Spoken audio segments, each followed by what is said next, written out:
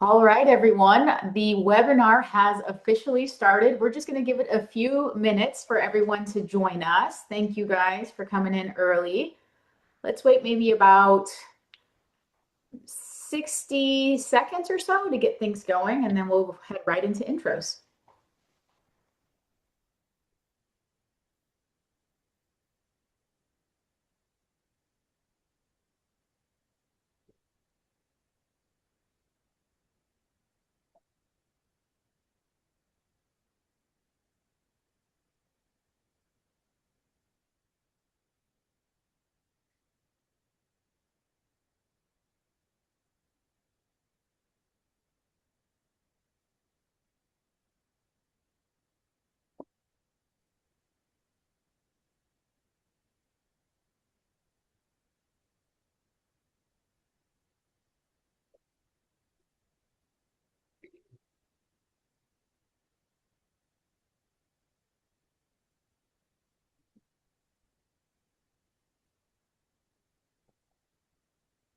Okay, we'll be kicking it off here soon in just a few seconds.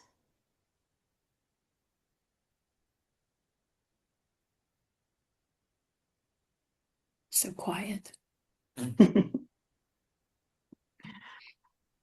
I'm just waiting for that marker to turn on the minute.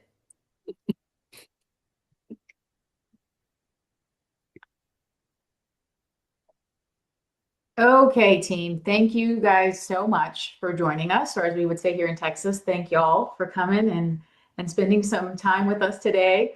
We're going to do a quick round of intros, and just to kick things off, my name is Angela Alberti. I'm the CEO at My Base Pay. Today's session is all about redefining balance and grace upon ourselves in leaderships and our career trajectories. I'm currently the CEO at My Base Pay, and I'm also very happy to be joined by Amy, who is at My Base Pay. So, Amy, perhaps you want to kick it off with a quick introduction, and then we'll hand it over to Julie. Sure thing. Amy Reeves. I work under Angela in our business development growth section of our business, working with new companies that we're expanding our enterprise sales business to. Excited to been here about 6 months, and I love working with Angela and with our team. And Julie. Hi, I'm Julie Scagel. I have been in the contingent workspace for, gosh, probably 20 plus years, and most recently joined Clifton Larson Allen as their manager of data operations. So I have a team of 13 all over the country that help support CLA's proprietary applications. So I'm thrilled to be here. Thank you so much for having me. Yeah, definitely some synergies there on application support and implementation in the industry. So what's in this, what's interesting about today's webinar is that the three of us really represent decades of experience uniquely tied to different ways we conceptualize workforce management. And the inspo behind today's webinar is actually not to talk anything about workforce management or any of the trends, macro or micro, that we see happening within our unique industry and space, but to really take it a step back and talk about how our individual contributions, how our own personal and professional development lend to where we are at today. And more than that, Julie and I had the awesome opportunity a few days ago to be able to talk on this topic at the Women of Work event. And if any of you guys were in Minneapolis, I know, Julie, you are a native to the Minneapolis area. We were able to speak to an audience of maybe about 100, 150 folks over this very same topic. It was very well received, and we want to bring it further out there so that more people can hopefully gain some insight into what to do when times get tough, professionally or personally. One of the things that we opened up in that conversation, Julie, was, how many of us have been through different sorts of difficulties within our life, and there wasn't a person in there that did not raise their hand. In fact, it's the very thing that unites us as just being individuals and contributors into this society, is that we go through moments of strife, whether that is within our own career or within our own personal development. And we really want to challenge the status quo here of questioning work-life balance. And that is coming from a recovering work-life balance advocate. I found myself at this point in my career a couple of years ago where I was really striving for this conceptualization of work-life balance. And maybe I blame the Gen Xers that were before me and the baby boomers because you saw the amount of work that they put into their career day in, day out. And I was very early on to say, no, I want to find a limit so that I don't find myself in this level of burnout. And I thought the way of attaining that was truly through this idea of work-life balance. It wasn't until life actually lives that you realize that it's not easy to do. And it's not an easy assertion to try to perfectly put life's different moments in these compartments as if there's an equilibrium here. So now I'm more like, I guess you could say team day by day. What is this day calling for, and what version of Angela does that mean, and how we show up for each other? I'd love to get y'all's take on redefining balance as it is. Julie, I'm going to kick it off with you. This is a fresh topic for us. When did you realize, hey, work-life balance isn't truly something that I can strive for? And how have you resonated with that throughout your career? Yeah, I think I'm in agreement with everything you've said. I think, when I was younger in my career and, sort of had my first big role, I was traveling a ton. It was a lot of responsibility, but I was super excited to have the opportunity. I was also a mom of two little kids. And so I kept trying to show up. And as that person, I think that, oh, I have it all. I'm working and traveling and I have these two kids, and it wears you down really quickly, right? Like I think that expectation of being all things to all people in and out of work is tough. So I sort of realized something had to shift. I kind of stopped pretending I was, could be the perfect mom and the perfect worker all the time. So there were weeks that work demanded more, and I couldn't show up as much as I wanted to as the mom I wanted to be. And then there were other weeks where, or even months or a year where it was, I need to say no to opportunities at work because my family needs me. And if that means I stay stagnant where I'm at, that's what has to happen. So I think it became more seasonal for me, day to day still sometimes. But it's just surviving in a way that is sustainable, which I think when you try to take on too much, becomes pretty tough to do. So, Yeah, and it's so funny how sometimes you talk the talk and you can't walk the walk. Even in all of these years, I still find myself having to reset and say, these are the priorities because so many moments are mounted on are mounted on you thinking we can do it all, right? So exactly. it is a constant sort of evolutionary shift that you have to bring yourself to realign with because Hmm. there's this type of personality that I think we all have where we think we can and we continue to find ourselves kind of mounting up into a lot of the Right. things that pile up in life. Amy, what's your thought on work-life balance? Um, I grew up only child in a small town, South Georgia. My parents were retailers. They had a gift store that grew through 45 years of high effort, and that's where I flourished. So I learned work ethic that way, just pounding the pavement and always working. My dad they never took a vacation. I mean, vacations were just not in the cards. So when I found myself working as a 25-year-old for one of the largest staffing firms in the world still, you were led and managed to work those 80 hours. That's the only way that you could really be successful. And I found myself being successful that way. So that's what I thought needed to happen. You fast forward through careers, and I got divorced, moved to Dallas from Atlanta, and find yourself single in your 40s. And so then you just continue to push that effort of working all the hours, right? That means success. Now I find myself in my 50s And it's kind of nice to um, push yourself, but then also try to take time for yourself. If not, you do see the effect on your health Mhm. and the effect on your relationships. And so, but it is still day to day, right? You still have the fire drills, you still have the RFPs, you still have the things that you have to do to travel. But I think the longer we're in the workforce, would you say, Julie and Angela, that we figure it out a little bit better when we first start out? My gosh, we're all just wanting to do all Everyone. the things, right? Yep. So I Definitely. feel like we can add that if anybody's listening that is younger in their career, be excited, but still maybe there's some time to add in some life thoughts on how you manage your time. Yeah, Yeah. absolutely. What if you think about the way like mentoring other people that are younger? I find myself Hmm. giving them advice and I'm like, am I taking that advice or No. am I just telling them to do it? And it's similarly when I talk to my kids, like I would never let my kids be as hard on themselves as I am, or push themselves in a way that, where things do become unhealthy. And I think sometimes you just need to listen to what you're saying to other people that you love. Hmm.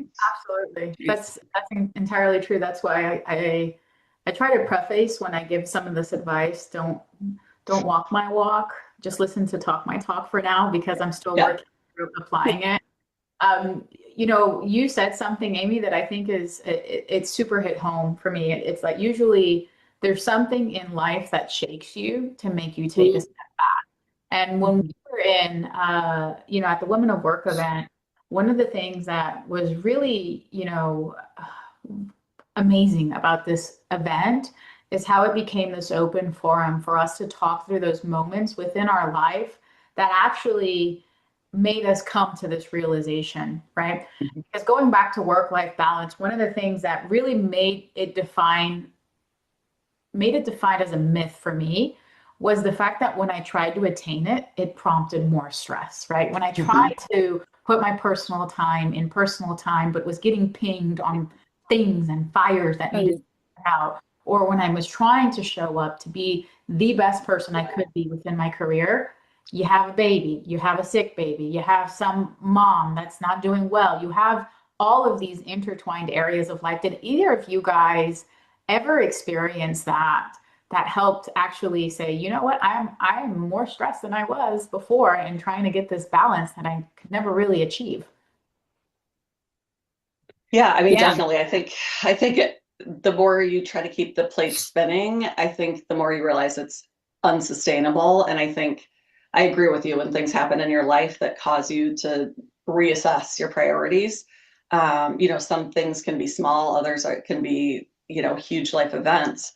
Um, the pursuit of balance is sort of becomes its own exhausting job that isn't sustainable. So yeah. 100%. What was interesting to me is that in having these conversations with so many folks, categorically, these life events fell into personal tragedies or health scares, Hmm. Hmm. spending and exhausting a huge amount of our life to our career, and then boom, getting upended by it when life shows up was the wake up moment to help recalibrate what it is that we're actually going for. Do either of you guys have a story to share? Maybe we'll get started with you, Amy, on any moment like that that showed up within your life that helped you take a step back. Sure. Yeah, different from you ladies, I was not lucky enough to have my own children. I do have a bonus daughter now, which I'm thrilled about. She's a senior, which adds a whole nother layer of fun. But yeah, you know what? I found myself last year or 2004, super excited. I had just gotten engaged for our second marriage for both of us. And we were planning the wedding or a small actually engagement party that was a surprise wedding. And I found out I had breast cancer. And we got married, and 2 days later, it was formalized that, I had to go through the mastectomy and I was going to have to go through treatment and all of these things. And I said, hey, you know what? If you're ready to get out of this before we get married, it's okay. Because I knew that it was going to be a haul and it was going to be a hard road. And it was, no doubt. I worked through all of it. And I had a great, I wasn't at my base pay at the time, but I had a really great leader that was a really good friend. It's probably the reason why I still probably was able to keep my job. Was because I tried to show up for work every day, although you're going through surgery and you're going through a lot of mental change. Because when you have a mastectomy, it's a loss, it's a death of a part of your body, and then on top of that, you've got to go through treatment, which is another part of a very tough emotional, but then also physical journey. They love to call it a journey, and it is. If anybody's had cancer that's on this, or I'm sure somebody's been touched by it through a family member, they love all the surgeons and the doctors love to call it a journey. But I had a really good tribe around me, professionally and personally, and made it through and still thriving. You know, you have things. I have to go every 3 months and I have to take certain medicines, and there's stuff you're always waiting for the shoe to drop, or you're waiting for that little tap on the shoulder, but you can't live that way. So what I've done is I still am one of those that throws myself into work. I love work. I love being successful. I like making Angela successful. That's my goal. But then also, I have added personally, I moved back home to my hometown, which I never thought I would. Small town.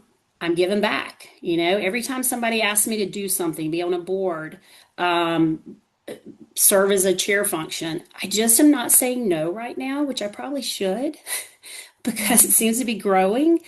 But there's a reason why I'm here, and that's the way you have to look at it, because there were several that didn't make it Wow. last year when I started my journey with these ladies that I started my journey with. They didn't make it, and I did. And so you sit there and you think, why? And I'm finding my reason, and I'm offering that. And then when I get to my point to where need to say no, I think hopefully I'll say it. But yeah, so that was life changing, Angela, and that is one thing too that it makes you stop a little bit. It makes you stop, figure out your reason, and I will say also my faith has tremendously grown through this, and that is something for me that is very important. Um, well, thank you for sharing that. And it's to not just recognize how special it is for you to be able to share such an uplifting message and finding your why and finding what helped you get through those difficulties. It's a blessing to be able to have you as part of the team, Amy, but it's also a blessing to be able to share that advice in terms of how your village helped you, how it helped align to you finding out, what a sacred and wonderful gift it is to be alive in spite of everything that seems to be rolling around you. And then that selflessness and giving back your time has all really led to this resolution for you. So, One thing too, Julie, that you said at Wow, that I say also, which was I thought was interesting, is I always say in a year from now, is this going to make a difference? Yeah, Like definitely. when I was going through the mastectomy, in a year from now, I'm not going to hurt. Yeah, In a year from now, after yeah. treatment, I'm going to be well. And I haven't done the 5 years. You said the 5 years, Mhm. but it was just that one. And if I could, and you hate to wish time away, but if you can just get through that 1 year. mm, Yeah, definitely. I mean, I think just sharing at WOW, sort of the biggest thing that's happened in my life and my family's life. I lost my daughter 3.5 years ago, and she had a lot of mental health challenges. And so it was years of, watching her go through therapies and all of the things that she went through, different medications. And, Mhm. I took it back a major step back, and ended up doing freelance writing while I was trying to sort of help her navigate all of these things as, a very, a young 14, 15, 16, 17-year old. Um, and I'm lucky that I was able to do that. But I think when you watch somebody that you love so much struggle so much and just ultimately not be able to get well, it puts things into perspective. It makes the things that I used to worry about seem pretty trivial. Not that they're not Mhm. important.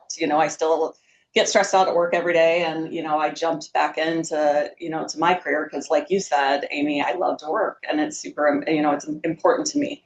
Um, but having to take a step back when something like that happens, I'm not very good at relying on other people, and my village showed up big time. I said when she passed away, it takes a village when you have a child or raise a child, but when you lose one, that village becomes life altering. For me, it did. And so I think being able to lean on people that you trust, and I think that it helps. I would not have been able to get through it without that. So, but it does take, it shows you the perspective that you probably should have had all along, Mhm. about where things fit into your life. So, Yeah. Yeah. yeah. Thank you also, Julie, for sharing that. One of the things that I really admire about your story, Julie, is how it helped find this newfound calling in your life, that through this difficulty, you started your freelancer business. You found and evolved into this individual that was able to be there for your daughter and also Mhm. able to sustain a household Yeah. in new calling. And I thought Yeah.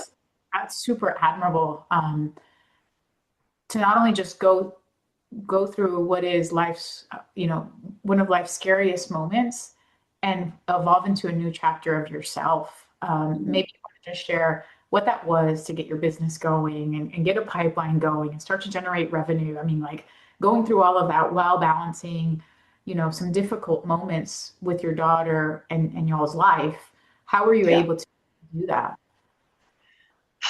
I think just being comfortable being uncomfortable, I would say, because I didn't have a journalism degree. I enjoyed writing and people would comment on writing, and I thought, I'm just going to try this. And I pitched to publishers for months and got rejected and rejected and rejected, and um, got a couple of clients through relationships that I had made over the 10 years, that I had been working in contingent labor. And then eventually, and it was awesome because my daughter and I were traveling together and we were on this train.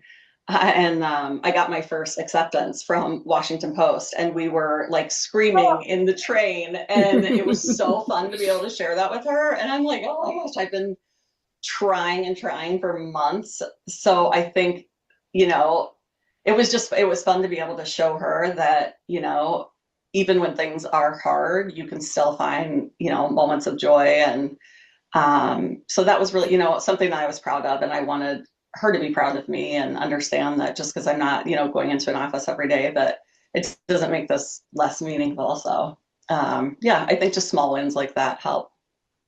Certainly, Yeah. definitely.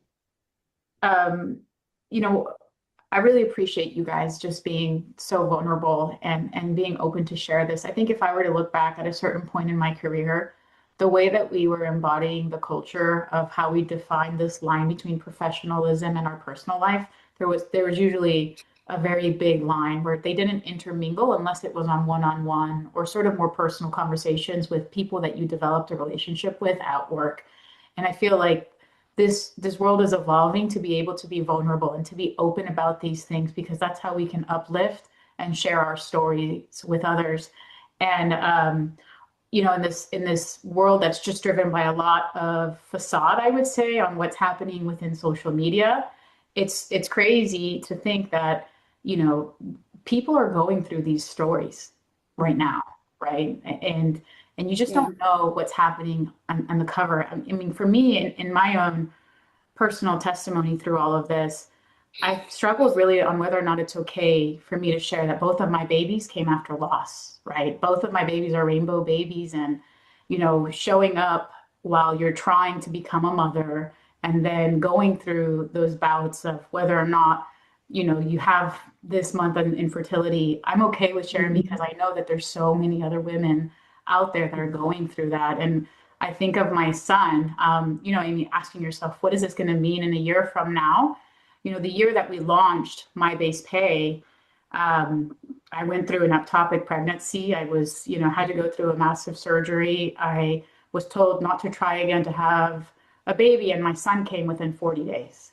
And we were able to have this miracle baby that came, and it came from me telling myself, I know I'm going to have my son in my arms. And I think those are the things that help us get through these difficulties. And one of the questions that came in is, how do you use these experience to empower your team, to show up for your team, to maybe bend on areas that builds in this compassion to know what they're going through. And maybe, you guys, Amy, you shared something on what your team did for you to show up. Mhm. You were going through treatment, you were going through a mastectomy. Can you give some examples of how that was and how that blended into being at work while also undergoing chemotherapy, and what they did specifically that helped build that culture of affirmation for you?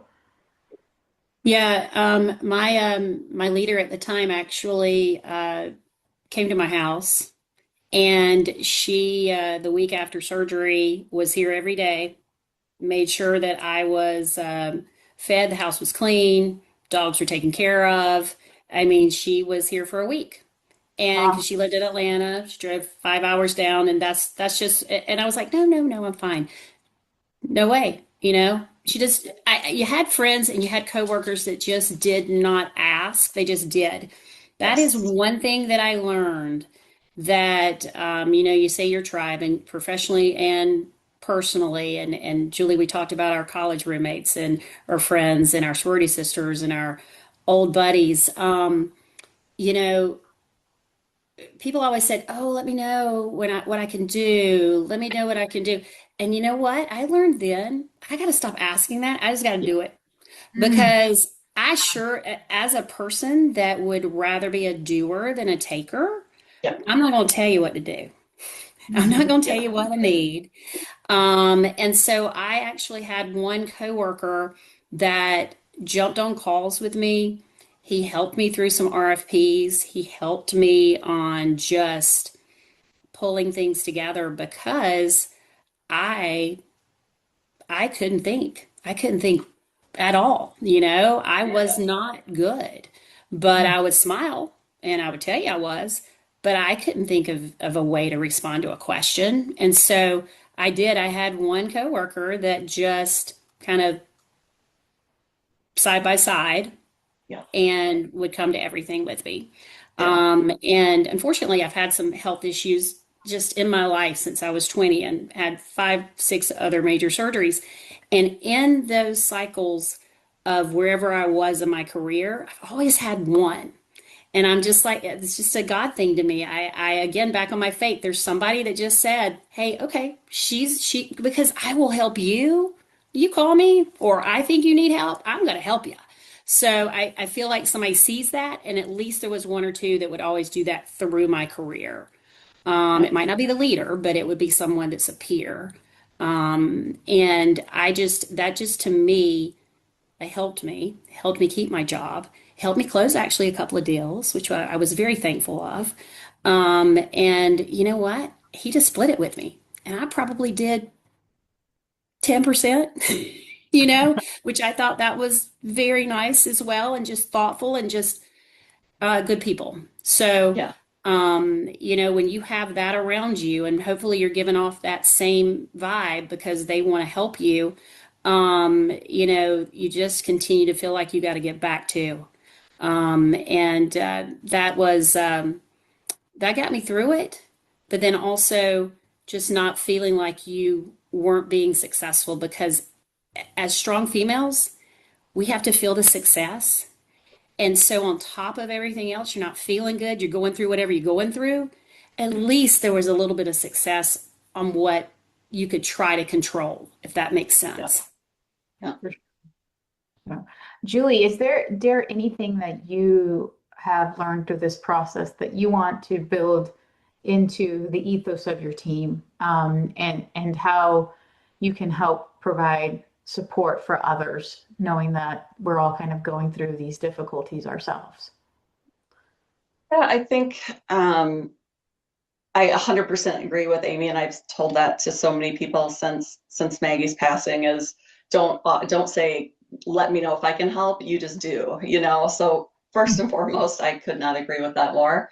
Um, I think also being able to show up imperfectly, which I do with my team all the time, and say, look, just give yourself grace. You know, the whole push through at all cost mentality is just not where I live in anymore. And so I'm hopefully giving that to them as well. You know, some of them are younger and just saying, look, we don't need perfection here. Let's just start and then let's see where we get to. So yeah, I think giving grace and being able to model imperfection and say, you know, it's okay if we make a mistake, we'll move on. So Yeah, that's awesome. Half of it is just getting started and yeah. executing. Yeah, That's so right. I love that. Coming up on time, guys, which leaves me a little sad because I feel like I could talk about this for a while. I want to leave you guys with one last question. Let's assume, Amy, it's 2024 for you. Julie, it's 3.5 years ago, right? Where you guys are confronting what is probably one of the most difficult things you've gone through in your life, right? And let's say that there's somebody that's listening in on today's webinar that's going through that very same phase of their life. Looking back on that moment and just looking at others that are listening right now, what's that one piece of advice that you would give them going through this? Julie, I'm going to start with you. I think a couple things. One is understanding that you're going to end up exactly where you're supposed to be from a career perspective. So for me, my resume looks completely disjointed because of taking that time with her and moving around to help her schedule. And I think understanding success isn't linear, and if you want to go try something, you can, and you'll be where you're supposed to be.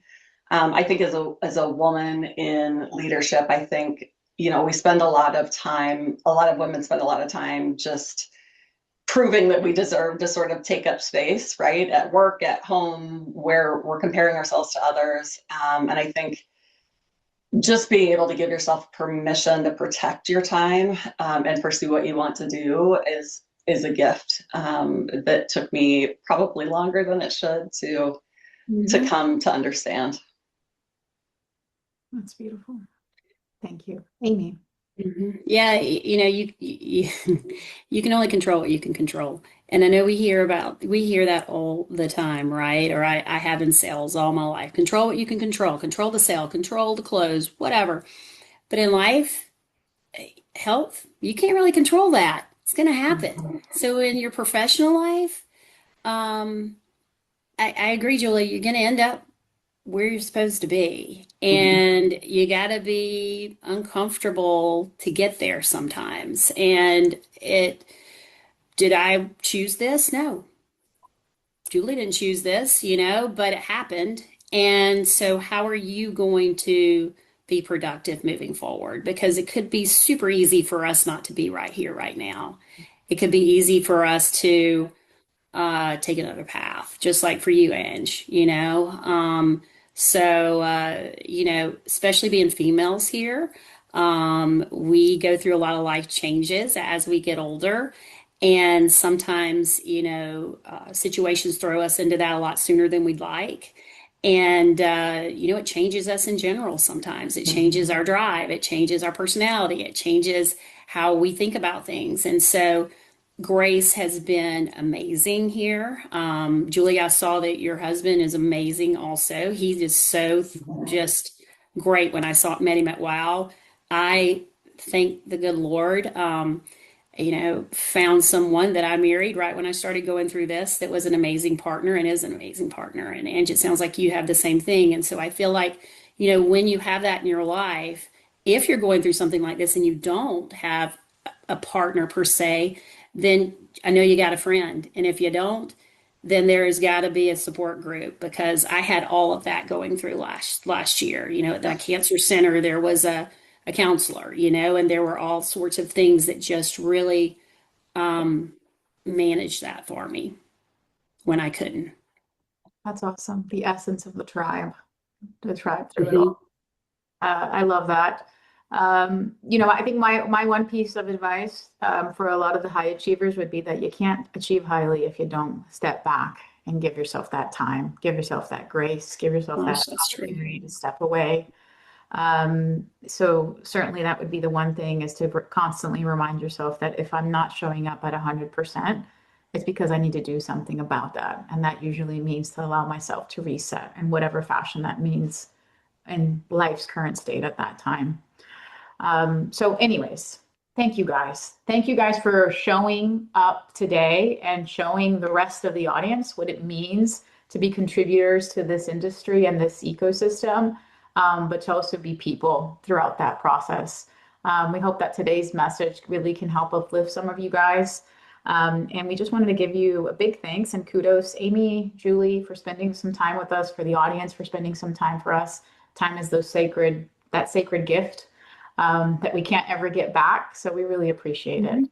Thank you guys. Thanks, Thank Angela. you so much.